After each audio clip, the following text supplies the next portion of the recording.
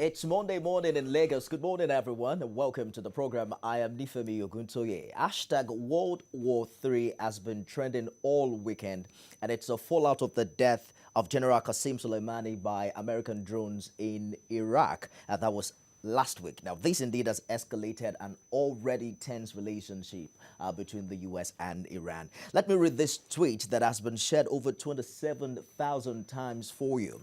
January 1st, new decade going fairly well, all things considered. January 2nd, Australia appears to be on fire. It's January 3rd, World War III announced, and that gives you a feel of what people are talking about on Twitter and the rest. We know that President Trump, according to reports, personally ordered the killing by airstrike of Iranian Major General Qasem Soleimani, who's believed to have died in the early hours of Friday near an airport in Baghdad. Now, the Pentagon says Soleimani, who led the Quds Force and was one of the most powerful men in the Middle East, was, quote, actively developing plans to attack American diplomats and service members in Iraq and, of course, throughout the region, end quote. So let's turn our attention this morning about the thoughts on World War III and how Nigeria reacts to this renewed U.S.-Iran tussle. I'm joined by retired Colonel Hassan Stanlambo, a security consultant. Happy New Year. Good morning to you. Happy New Year, my brother. So we can start as far back as 1953 when the issue of oil well taken back from Britain and how the U.S. reacted, or talk about the hostage taken in 1979. But let's start from 2015. We recall that the Obama administration didn't want much of intrusion into foreign affairs, and then came up with this Iran nuclear deal. And there's a lot of global acceptance. The fact that Iran was going to stop its nuclear works for less sanctions. But indeed, the current president wouldn't have that. Recall that in 2018, President Trump canceled that particular deal. And some would say that is what kick-started the momentum that we now read about. What are your thoughts about this? Yeah, that cancellation by, first of all, thank you for having me. That cancellation by Trump discontinued what a good number of us see as the Qatar policy towards or strategy for the Northeast, which is today known as the Qatar policy, you know. Unfortunately, a lot of us are asking, well, if you are discontinuing with it, as against what your predecessors have done, do you have any strategy in place for the Middle East? Because we all know how volatile that region is, and we know how relations between both sides have been all this while. And it is important that we recognize the fact that there are citizens on both sides who really don't want any form of conflict anymore, even as we speak. Within Iran, there are individuals who are appealing to the government to look, take it easy and see how this could be sorted out diplomatically. Let's look at the legality under international law. The airstrike in Baghdad that killed Qasem and also 5 other people. Just how much right do you think that U.S. has as a sovereign nation to have done that? Well, ordinarily we would say the U.S. has no right to do that, but then do not forget, every nation is a sovereign entity, and every nation will tell you we have the right to protect our interests. And the United States is a superpower that would always not just want to protect its interests, but project it. Okay? So that's just what we are seeing.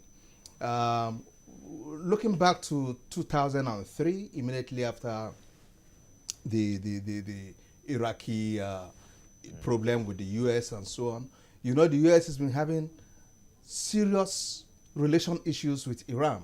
In fact, they've been competing over influence in Iraq, okay, as we speak. And given the huge Shiite followership both in Iraq and Iran, okay, it has brought both nations so close, so that I think the ruling administration now, or ruling government in Iraq is Shiite, you know, and I think we have a similar thing in Iran. So Iran feels, look, we can really dictate the pace of what goes on or influence what goes on in Iraq. Meanwhile, the U.S., since after the killing of Saddam Hussein, has always wanted to make sure they are in charge of the situation by influencing it in any way they can. So that rivalry has been there, okay? And both sides have been at each other's neck.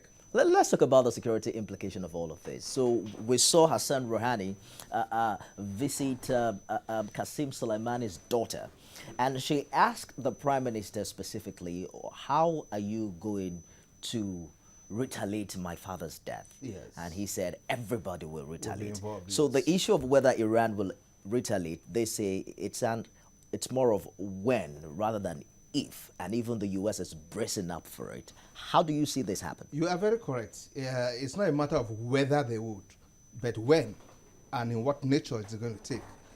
As we speak right now, you are aware that about 35 U.S. targets have been identified. Those still held secret, but the government has already earmarked 35 U.S. targets that are to be brought down. Are the targets within Iran or within the region or even outside the region? We cannot say. But one thing is clear. If we are not careful, this issue is going to escalate beyond what we think. And that is why the recent warning by the IG only yesterday asking citizens to be wary and for security beef up. Yes, for security beef up is so timely, because when you look at you are also aware that we have quite a sufficient or substantial Shiite population here in Nigeria. And of course, their level of affinity with the Shiite movement in Iran and the sense of loyalty they have towards Iran is so strong that a mere directive and pronouncement from there asking all Shiites globally to hit on U.S. targets has the potentials of turning Nigeria or even West Africa into a conflict region on its own. How relevant is this social media trend about World War III? We understand how relevant social media has been, for instance, between even U.S. and Iran.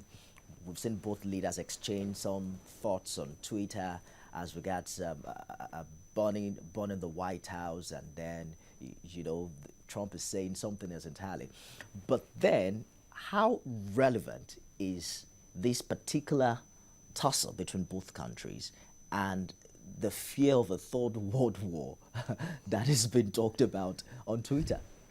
Nefemi, if you are a student of international relations or global defense unfolding developments, you will agree with me that there can never be any world war again. If you ask me, I will tell you yes, because there will be several. In fact, the international community will not allow it to take place. Frankly speaking, there will be a lot of jaw that will come into play. Fine, there will be initial skirmishes, like we're already saying. There will be strikes here and there and so on. But it will not escalate to that point where we begin to talk of a world war, because when we're talking of a world war now, we're talking about allied forces from both sides aligning up and so on. I don't foresee such a thing happening. It wouldn't happen. There are lots of international organizations out there, okay, which these two countries are members of and signatories to certain codes and so on, which will not allow for it, definitely. But for sure, each country will want to project its foreign policy adequately. Each country will want to prove that, look, we are out to protect our interests. We are out to ensure that our critical infrastructural assets, and especially our human component assets, are well protected. This current incident, you will agree with me, actually emerged out of the attack that took place only last week in Iraq, in which a U.S. citizen, a contractor in Iraq, was killed. And that provoked it all because... On the U.S. Embassy as well. Yes, it provoked it all, and the U.S., Trump went into action. Even though we all know there might be other reasons why Trump decided to do this, which might border on politics too. We're going to get to that. So I'm actually thinking about your position as regards the impossibility of a third world war.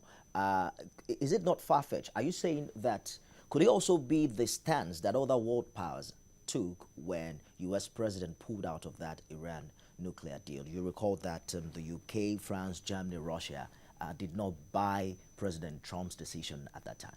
That is what I'm saying.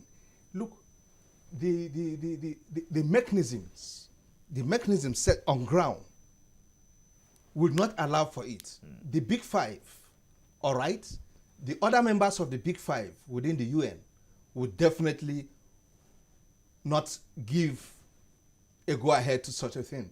And it will not be easy, for instance, for even the US to galvanize the support of its strong allies like the UK and so on. A good number of members of the NATO, North Atlantic Treaty Organization, would definitely not want to be part of it. Why they might not openly disagree with the US, but they will go through subtle means to tell Trump, look, we've got to take it easy. What actually makes Iran a threat here? Because the figures do not match up. You look at the budget, Iran $6 billion, US at a whooping $716 billion.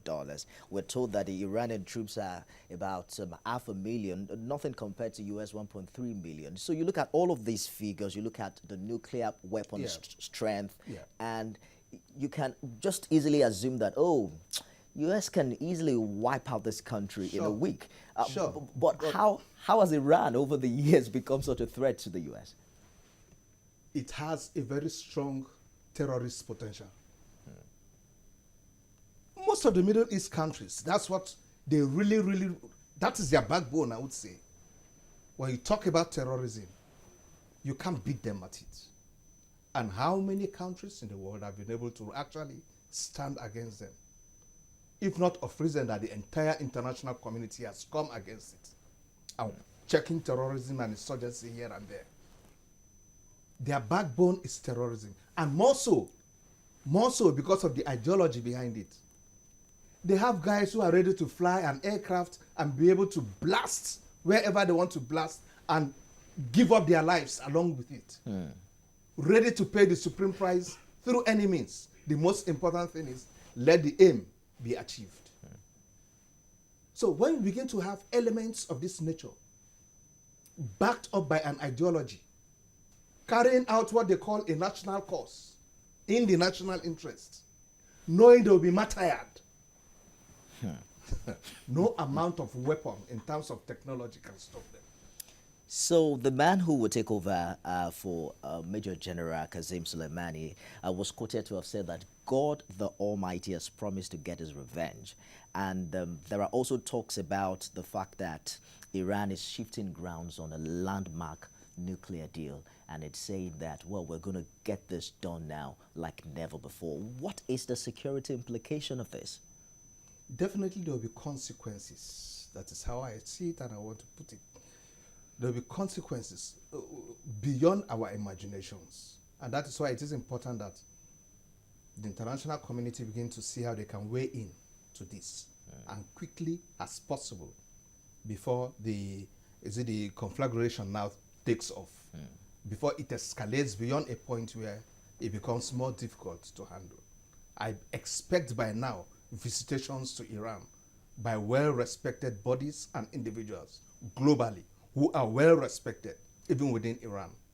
I expect the UN Secretary General to immediately begin to move. This is the right time, because as we speak right now, Iran is a wounded lion. It's a wounded lion. There is a need to pacify her immediately. There is a need to appeal to Trump to reduce the level of rhetorics we are hearing from him. We know he has some political undertones, because he's afraid of the backlash politically from the US, within his country.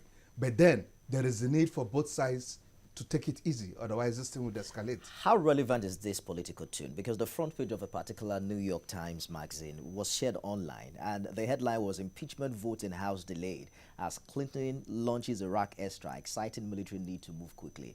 A lot of reference has also been made to Trump, before he was president, criticizing the Obama administration for striking Iran on an election eve, a pre-election year. There's a lot of political coloration to this, that this is President Trump's way of taking attention away from his impeachment at the House of Reps. You have said it. He wants the entire United States now, or the citizens, to abandon the issue of his impeachment and be talking about the war with Iran and how our interests can be protected. When I say the U.S. interests can be protected, how they must ensure that no American life is lost. And if any is lost, how you recover the body back home, and things like that. So when attention is shifted to all this, with Trump speaking tough, telling you how America must be America, and so on. The nature of Trump and so on. He would just capitalize on the entire situation, so that by the time they are turning their attention back home, Trump is already a hero. But he scales through his... Does this political assumption nullifies Pentagon's position that indeed the man who was killed was actively developing plans to attack American diplomats and service members in Iraq and throughout the region? Of course, Qasem Soleimani has always been behind most of the atrocities that have seen a lot of U.S. citizens lose their lives.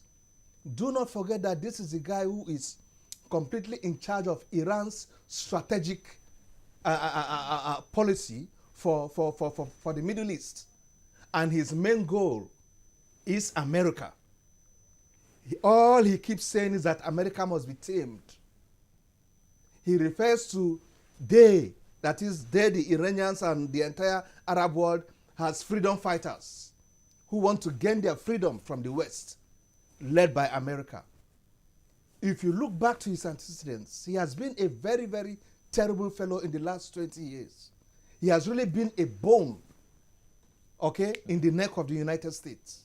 He has been someone who even U.S. presidents have avoided, because taking him down might escalate situations beyond reach.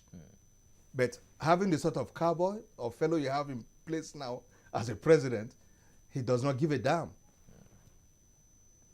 I'm just looking at some very interesting facts here. So the fact that Soleimani, for instance, was said the Obama administration shied away from bringing him down. Instead, they looked for other political means to get in Iran to shelve its nuclear plans.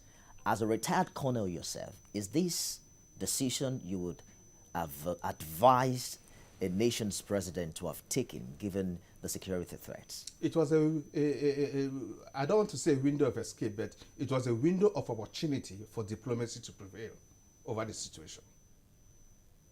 It was a window of opportunity for diplomacy to prevail over the situation on ground. I'm referring to President Trump's decision to sanction the airstrike. Is this a decision you would have advised the U.S. president to have taken, given the security threat that the Pentagon now alludes to? No, I wouldn't have advised that such a thing be done. All right? Or even if it were to be done, I must be frank with you, it could have been done in a subtle manner. Such a strike immediately tells the world you are now the aggressor. That guy could be poisoned. What are we talking about? Where is the CIA and the FBI will know about? There are lots of things that could have been done to him. You don't go openly, so overtly, and strike him. We know the FBI and the CIA for who they are. There are subtle means with which that guy would have been brought down. Such that he will even die a slow death. You could be dying gradually for the next 3-4 years.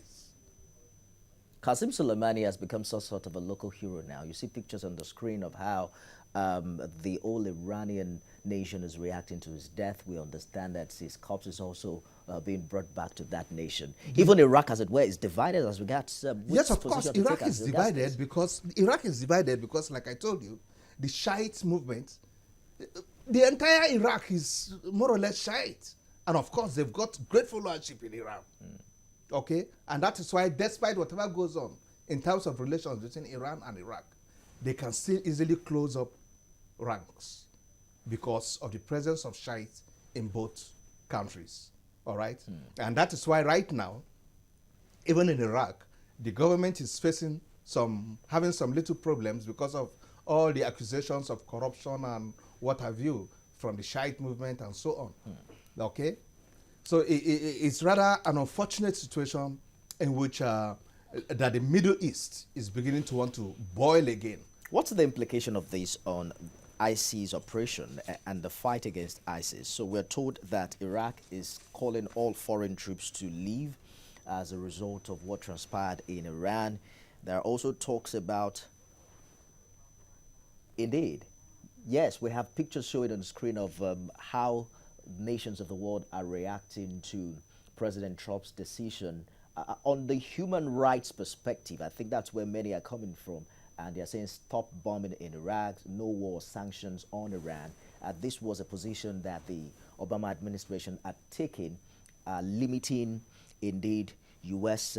engagement, or rather entanglement in foreign conflict. It was why that administration successfully negotiated the Iran nuclear deal that saw Iran halt its nuclear program in exchange for some sanction reliefs. But I'm concerned about the position of the global war on ISIS. So we are told that at some point, Soleimani had even worked with the U.S. in the fight against ISIS. Now that Iraq is asking foreign forces to leave, do you see terrorism begin to fester at such a time like this? Yes, it will rub off on ISIS. It will rub off on terrorism globally. Okay, and that's why we have to be wary at this side. You know, when I mean at this side, at the West African coast, where of course there is a fertile ground, as far as I'm concerned, for terrorism to thrive. You know, it will rub off because you expect that there will be reprisal attacks born out of this frustration. That look what's happening. The other day it was this gentleman this guy who was brought down. What's his name again? You know, by the U.S. Okay. Yeah.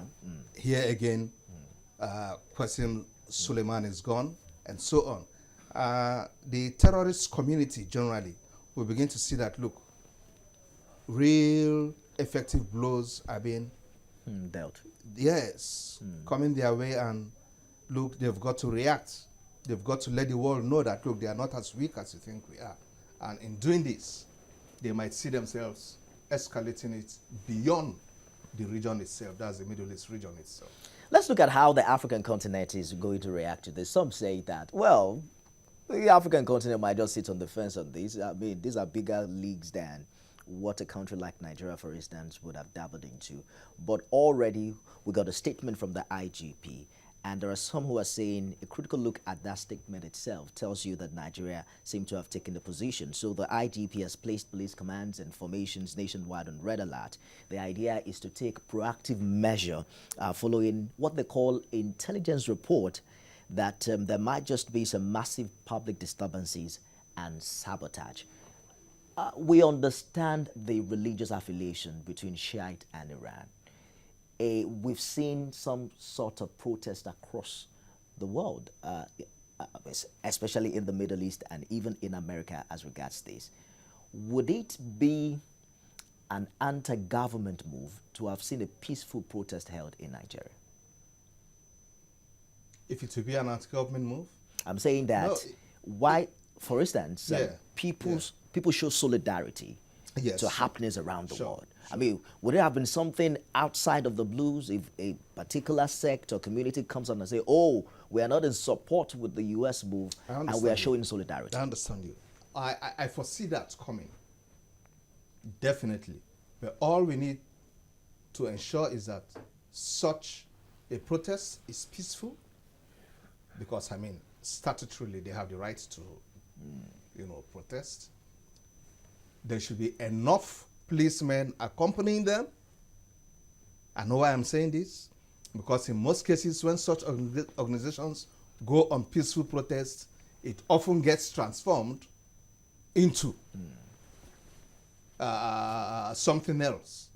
But if they are well escorted from point of departure to where they are going to, they are done with their activities and escorted back, fine, no problem. That is one.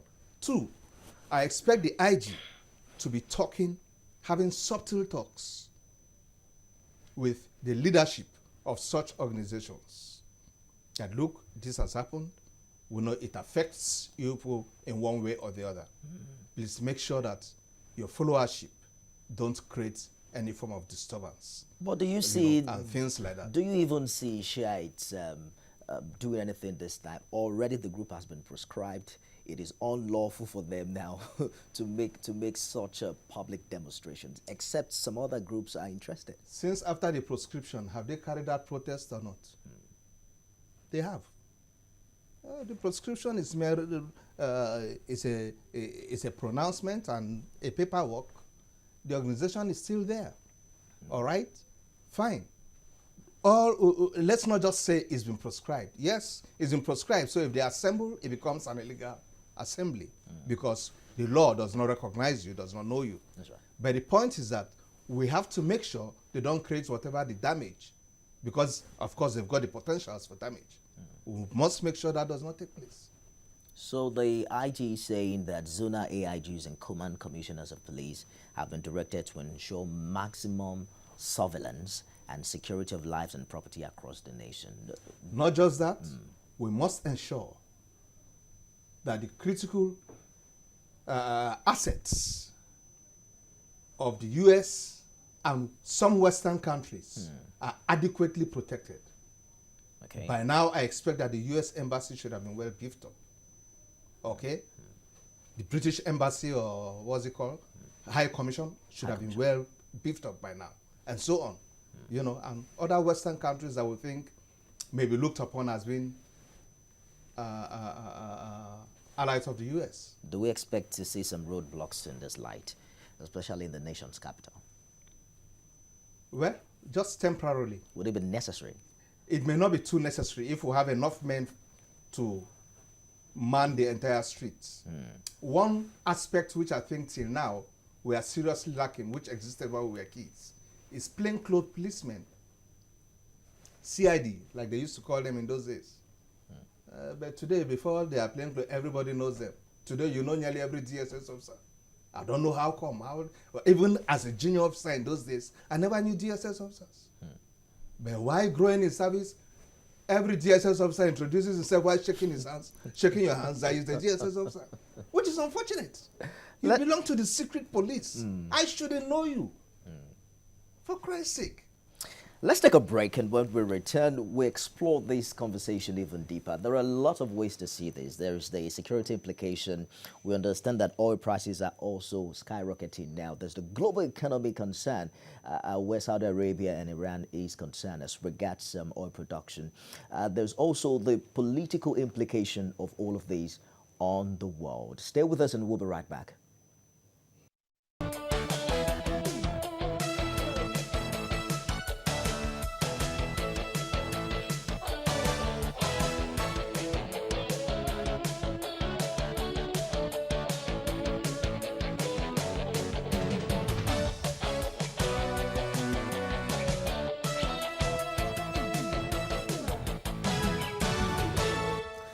Good morning, and thank you for staying the course on the program. Well, Iran has promised harsh retaliation for a U.S. airstrike that killed a top Iranian general, and it has sent social media into frenzy. Hashtag World War III is what everyone is talking about. My guest is a retired colonel. He believes that the world has moved long away from incidences like this, and that the international community would not even give that a second thought. Colonel Hassan Stanlambo, thank you very much for joining us on the program this morning. So let's take a look at that press statement by the Force Police Public Relations Officer of the DCP Frankomba. The police commanders have been directed to ensure strategic deployment of both overt and covert police operatives to ensure adequate security and safety of citizens, foreigners, especially diplomats and diplomatic missions domiciled in Nigeria, as well as the protection of critical national assets, exactly what you talked about earlier. And the IGP has also assured all Nigerians, as well as foreigners resident in the country, of adequate security. He's also warned all potential troublemakers to stay clear of streets and territory of Nigeria. So, is there a thin line between protesters and troublemakers? Do protesters have the right, do Nigerians who have some sort of affiliation with Iran have the right to show their solidarity or speak out this time? And how do they do that without being troublemakers? I hope you know the protesters, in most cases, also constitute those with the potentials to create problems. Okay? So, and that's why we've got to really place enough surveillance on them, and even their leadership from today for quite some while should be trailed, or should know where and where they are entering, where and where they are coming out, whatever nocturnal meetings that are ongoing, and so on. I don't hope our security outfit of mechanism on ground is that effective that can monitor things like this, just the way in the advanced countries is done. Even when you leave your bedroom to the next bedroom within your house, That's right. it is picked. Every movement of yours is picked. So you can't make any move. I don't know if we have such gadgets to monitor things like that. Because this is the right time now. I know what I'm talking about. I don't want us to start experiencing another bombing that took place under whose tenure was it, JEJ or so, when the UN house, was it the UN house that was bombed in Abuja, and so on. Things like that, we should try to avoid them. Let me take this call from Ikeja. Good morning, Judge. Good morning, Nifemi. Good morning to you. Greetings to the corner as well. Thank you so much. Nifemi, when this man was, when Americans elected this man, I told Uncle Yori that America has taken one, they have entered one chance, and that this man is going to bring about a third world war, and it's about happening. The corner was saying that it is not possible for a third world war to come. How else would it come? The United Nations is not going to sit down and make a pronouncement on it. Anywhere Trump goes, he brings about discord. Look at NATO. He has alienated the United States from NATO, from all the allies, and each country appears to be struggling on its own now. Anywhere he goes, it causes division and rancor, including the U.S. itself, that they are even looking for ways to get rid of him. If you have to strike Iran without thinking, the consequences are that whatever Iran and its allies stand for, you will have to come to terms with it.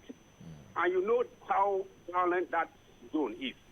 They will not ever forgive anybody until they revenge. And if every country will be trying to protect its own asset and its own people. If you strike a Nigerian asset, for example, do you expect Nigeria to keep quiet? They have to defend themselves. And if every country is doing like that, what else do they call world war? I think it is right time to get rid of this man, as Americans are doing in the first place. If they allow him a second term in office, I can tell you, world war will come. Thank you. Judge, thank you for calling. Unfortunately, we're not Americans. We're going to have to leave that for Americans to decide. We understand that prior to this time, President Trump's rating was low, about 42%. It might just have skyrocketed because the fact here is, you recall that when Osama bin Laden was assassinated under the Obama administration, the solidarity was wider. So the international community actually congratulated the United States, and everyone was on the same page. Yeah. It looks like it is different with Soleimani's assassination. Is it a function of the fact that not just many parts of the world agree with this terrorist status? Two contextual situations playing out. Okay? In this one, I must be frank with you, the bulk of the international community sees the U.S. as the aggressor. Okay, irrespective of whatever the excuse President Trump has for us. In the case of bin Laden, the entire international community celebrated it because it was like, at last we have gotten him. And Obama's rating went skyrocketing. Everybody embraced him. Everybody embraced him. His kids felt like lords in their schools, and things like that. So there are two different situations playing out. Let me hold you for a minute to take this call from Kaduna. Good morning, Mohammed. Good morning, sir. Good morning. Speak louder. I can hardly hear you. Good morning. You see, I had wanted to speak on it this morning, the program ongoing as of now. Go ahead, please. And you see, what is going on now is that as far as I'm concerned, I will, as much as I align myself with the colonel there, that there will not be world war. However, Trump's position and his, antecedents has proven to the whole world that he is only interested in. He's a warmonger. He is not even composed. He's not comported. He creates a lot of problems, as the other caller just said. So I think the best thing is for the whole world again to work against President Trump, because he's creating a lot of problems worldwide. And as far as Nigeria is concerned, I believe we are safe. All right. For the fact that the Shiite leader, Al-Zazaki, has been, released by the present government. And his men are now have calmed down, are no more interested in any, harassment or protest. But that notwithstanding, you see, the security apparatus we have in this country is one, very weak, high-handed, uneducated. We see so many things happening in this country.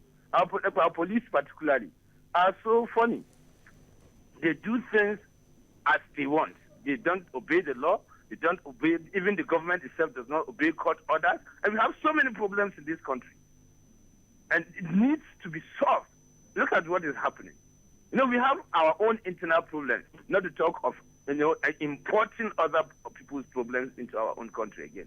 We need to annihilate ourselves from America and All right. Trump himself. We need to pronounce, the government needs to pronounce it worldwide. Tell the whole world that we are not with President Trump. All right. Because his activities. I think that you made your point very, very known funny. already, and you recall that President Trump did not campaign to the world. His campaign was putting America first, and there are many in America, I believe, who agreed absolutely with the decision is made at this time. But would you say that the international community is also somehow threading cautiously? Because, of course, we've heard from Britain saying that this can be escalated, but we haven't heard much from countries like Russia, China, Turkey, that appear to be the big players in this. When situations as this unfold, it is important that you study the situation before reacting. I hope you know when a nation speaks out within the ambit of its foreign policy delivery, it goes a long way. So you study the situations, you weigh a lot of things before you begin to make your pronouncements. You don't just make them on the... You think that is what has happened right now? Of course, right. Do you right. think that Nigeria is also going to make a big statement as regards this? Both countries, US and Nigeria, are believed to be close allies. As a matter of fact, Nigeria is perhaps main trading and diplomatic partner with the US. Which side do you see the nation taking at this time? That I have said countries are weighing the situations. I'm not looking at Lilliputians. All right? You're not calling Nigeria No. I'm a very proud Nigerian. I know what I'm saying. I'm looking at the big five now. Britain, France, Germany. You're saying that Nigeria is not a big player. Yes. As regards what's happening right now. Yes.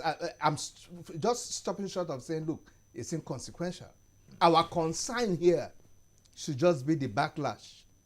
We hope certain elements here that have got affiliations with some of the parties will not want to react in a way that it begins to affect us.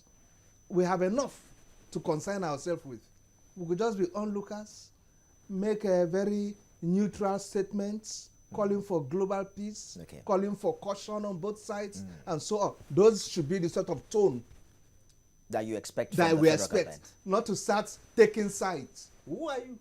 US is perhaps Nigeria's main trading and diplomatic partner. We'll see how the federal government reacts to this. But Dr. Mohammed is called in from Maiduguri. Good morning.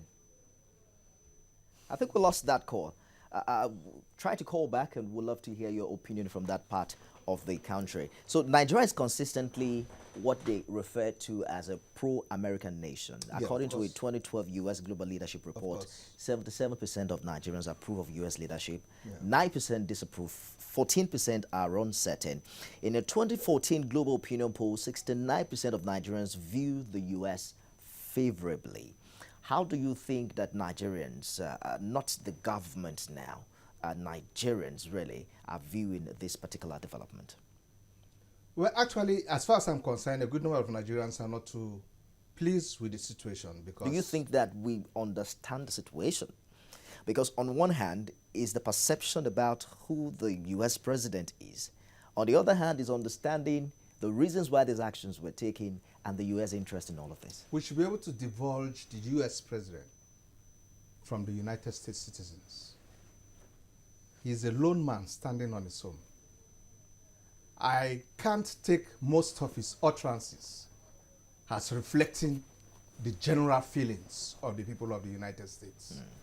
Unlike when people like Obama speak. Unlike when people like, you mentioned them, Clinton, and so on. But for this, at times, he's taking fully a unilateral decision, which he wants to bulldoze his way through, and so on. Let's take Kolade's call from Ikorodu. Good morning, Kolade. Yeah, good morning, sir. Good morning. Please speak louder. Good morning, good morning. Go ahead with your contribution. Yeah, I'm going to align with your guest when you said there won't be a world war. Well, the countries around the world are swaying towards America. You can see that from the statements. All calling for restraint. Russia, France, all the top countries are all calling for restraint. It shows our swaying towards the side of Trump. So you can just rightly know that Iran has no case, Iran has no problem or nothing to gain from all this. So it definitely shows that there's no going to be any world war. And our own issue should just be based on, and we should just focus on the things in our country and leave them to their own diplomatic issues. Okay, yeah, thank you. Thank you very much for your contribution. So I think he's saying that we should just focus on Yes, the same thing I just said. on building our own economy. But let's look at who the potential allies are in what appears now to be, a war between the U.S. and Iran.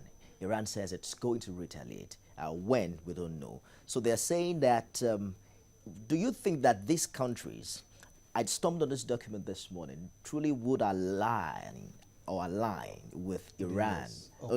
With Iran at a time like this. Russia, China, Iraq, Syria, North Korea, Lebanon. North Korea, yes. Lebanon, yes. Russia, yes. Iraq. Russia may. Let me not say yes. May because of the relationship between the two presidents. Okay? But if the president were not to be there, which appears to be cordial now, unlike what it was before. Yes, unlike what it were before. Of course. Cordial because of the atrocities they were involved in. Anyway. China might be on the fence. China could decide to be on the fence. Given its trade war with the US. Thank you. You must take all these extraneous considerations into play. It's not just a matter of... Let's take Yakub's call from Dokwemo. Good morning, Yakub. Yes, good morning, sir. Good morning to you. Good morning, your partner. Thank you so much. Hello, sir. Go ahead. Your TV is on. Can you turn it down, Yakub? My TV is not on. I put it down. All right. Please go ahead. Listen, I totally agree with... So there's a noise from where you're calling from. No. It may have not been your TV. I'll put it down. All right. Go ahead. Yeah, I totally agree with your guest. All right. There won't be a world war. But tell me, what was the reason why America carried this kind of atrocities they did? Some time ago, they said that Saddam Hussein was a bad guy, and then they went into the Iraq. What was the situation of Iraq today? They said the same thing with Gaddafi. They took on the Gaddafi and then Gaddafi go down. What was the situation in Libya today? You see, for me, there won't be world war, but the whole world should be able to speak in the one voice. I really love what Macron is doing now. I mean, the French president. He is calling for peace. But especially whereby some world leaders are calling for peace, and then in a person of president of the United States of America, the way the president of the United States of America talk, sometimes when you read his statement on Twitter, you will know that this man is a warmonger, as one of last scholars said. And then in this country, I see some of caliber of people, a political person. In fact, I will really mention the name of the person. He's the FFK, Panikayode. I read one of his Twitter handles yesterday was supporting what Donald Trump did. And then this is the same person. Says that Nigerian president have no right to keep leader of strike in Nigeria. And then when Trump carry out this atrocity now, he supported that he did the right thing. You see, Nigerian president and then Nigerian government as a whole should do what your guest is this morning. They should not be the one speak against one nation and another. They should be in between both of them and then calling for peace. I know as time goes on, the whole world will know the kind of president that Donald Trump is. Thank and God bless you. Thank you for your contribution. Anyways, the U.S. president already made it clear that he's not after Rouhani's office and that this has nothing to do with a change of power in the nation of Iran. We were talking about allies that might take side if this confrontation indeed goes on. The U.S., there are a list of countries here. We know for sure that Israel is more like a covenant brother to the U.S., and we've heard anytime any day Israel will be with the United States. Is always, but Germany, France, UK, Canada, Japan, other NATO, already we understand what the stance of the world powers were when President Trump pulled out of the Iran nuclear deal. How do you see them react this time? I still see that level of affinity drawing from the sense of loyalty they had while in NATO. Even though Trump is trying to rubbish that organization as far as I'm concerned, it's only a matter of time. After his tenure, I see the U.S., assuming the leadership role it should play in NATO and be able to bring everybody back again. Okay? So, but I am not saying that whatever support they want to lend to the U.S. will be to say, look, go ahead, you are doing a good job. It will be, like I said, to mellow things down and allow peace to reign. Look, the world cannot afford, yet again, another catastrophe in the Middle East. Oil prices are already shooting up. All sorts of things are happening. Let's take Frank's call from Jos. Good morning, Frank. Good morning. How are you? Terrific. Go ahead with your contribution. Good. To me, what Donald Trump did is the right thing, because even the Bible says, he who lives by sword will die by sword. It is important and pertinent to note that this guy who is in the picture of the whole thing is responsible for the death of an American contractor. So people should not shy away from the substance while putting their attention on the personality involved in the whole thing. That's Trump. So we shouldn't shy away from that. These people, we all know that for long, they have been sponsoring all sorts of terrorism and the rest. The world is already aware. So we shouldn't shy away from all those things. Let's call a spade a spade. Thank you. Thank you, Fraps, for your contribution from Jos. Let's begin to drive this home now and look at whether or not the U.S. president is going to accumulate the political gains you mentioned earlier. It's an election year in the U.S. Do you think that his ratings will improve afterwards this? Even if it does, it wouldn't last long. I still see him losing out.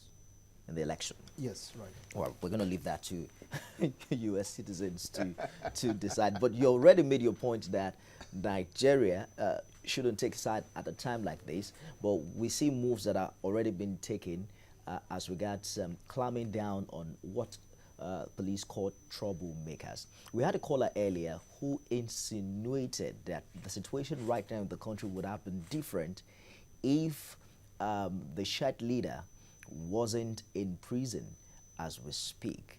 Do you agree with that, given the human rights dimension that this story has had over the years? I agree with that. It would have been something different, okay? And when you bring in human rights into a situation as this, unfortunately, I must tell you this, I am one individual who believes that the national interest comes first. As a soldier, right? The national interest comes first. Nigeria survives first. If Nigeria is not there, we cannot discuss human rights. The national interest comes first. And that is why I would always align with any government who wants to ensure that the national interest is taken care of. However, not in a situation in which we begin to, violate or go against certain pronouncements from our courts and so on. I expect that even the judiciary arm of government should be well educated on the national interest. And this is what you find in a lot of civilized climes, so that it is not just the executive alone that is saying, look, let the national interest come first. So the big question they would must be, all be on the same page. Would be the what three cases, arms of government. Yes. Yes. What cases, what incidences are captured within your concept of national interest when it comes to human rights? But let's take our last caller on the show today from Okoko Michael. Good morning. Hello, good morning, sir. Good morning. Go ahead with your contribution. Yeah, my name is Ray Mudia, and I'm calling from Okoko Michael, Lagos. Go ahead, please. You see, this issue that happened, if you look all over the world, this issue of terrorism is very common with the Middle East people. And you see, over the years, these people have been attacking Americans. Now, the attack that Trump just did was necessary because of the attack against Americans. Nobody is talking about that. Now, Trump attacked this man now because of what this man has done and the plan he intends to do. That is why Trump attacked this man. But everybody is being afraid that Trump is a warmonger, is this, is that. Nobody is calling people in the Middle East to call them to order. So this issue of terrorism, it's just like taking the case of Nigeria, for instance. When the herdsmen are attacking all over Nigeria, nobody stopped them. But when you kill one of the herdsmen, you see people start shouting, you are touching the clan, you are touching this. I think what we need to do is to make sure that we do things evenly. We should not look it from one point. All right, Rory, thank you very much for your contribution. We have to go now. Let me get your final thoughts as regards this, and what do you foresee to happen on the global stage in the next coming days?